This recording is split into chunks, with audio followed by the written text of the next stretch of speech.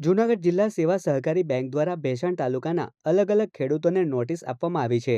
ભેસાણ તાલુકાના છોડવડી અને વાંદરવટ જેવા ગામમાં મંડળીઓ દ્વારા ખેડૂતોની જાણ બહાર લાખો રૂપિયાનું ધિરાણ કરી દેવામાં આવ્યું છે.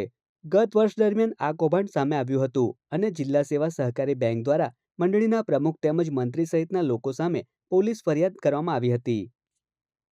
આ લોકોની કોઈ સહી કે કોઈ વસ્તુ લીધી નથી. ઓલરેડી મારે આ બેંક આરે કોઈ લેવા દેવા નથી. હું તો બીજી બેંકમાં છું, તો મારા નામનો બોજો ઉપાડ્યો કઈ રીતનો એ જ મને નથી ખબર ખુદને, કે મારું આમાં એકાઉન્ટ નથી, કઈ છે નહીં, તો મારા નામનો બોજો ઉપાડ્યો કઈ રીતનું એમ. અને જેને એક ભાઈને તો અમારે 49 લાખ રૂપિયાની નોટિસ આપી છે, તો એ કે આધારે ઉપાડી લીધા છે એમ. 49 લાખ એ ખેડૂતની હેસિયત નથી ભરી શકે. આજે એને કાં દવા પીવી પડે અને કાં જમીન વેચવી પડે. બાકી 49 લાખ રૂપિયા કઈ હિસાબે ભરી શકે ખેડૂત?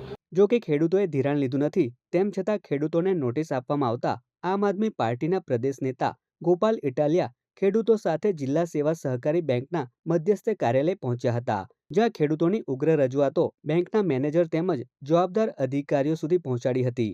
આ સાથે જ ખેડૂતોને આપવામાં આવતી નોટિસ અને ઉઘરાણા બંધ કરી ધિરાણ આપવા માટેની રજૂઆત કરી હતી. બીજું કે નોટિસ જ્યારે ખેડૂતોને ગઈ તો એ મંડળીઓના રેકોર્ડને આધારે નોટિસ ગઈ હોય છે. એટલે મંડળીઓમાં જે બાકીદારનું પત્રક હોય એ લઈ અને એની ઉપરથી નોટિસ બજાવેલી હોય છે.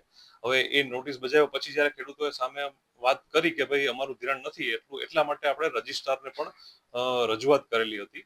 તો રજિસ્ટ્રાર મારફત રજિસ્ટ્રાર અંદર સુપિરિયર ઓથોરિટી જે પણ છે, જે રિપોર્ટિંગ જે પણ ગાઈડલાઇન્સ આપેલી છે એ પ્રમાણે બધી જ જગ્યાએ રિપોર્ટિંગ કરેલું છે અને એ પ્રમાણે આગળ કાર્યવાહી ચાલુ છે. એના કોર્ટ કેસ પણ ચાલુ છે. તો કોર્ટ કેસ અને તપાસના રિપોર્ટને આધારે જે પણ કાર્યવાહી આગળ કરવાની થશે બેંક એ પ્રમાણે કરવા બંધાયેલી છે ને કરશે પણ.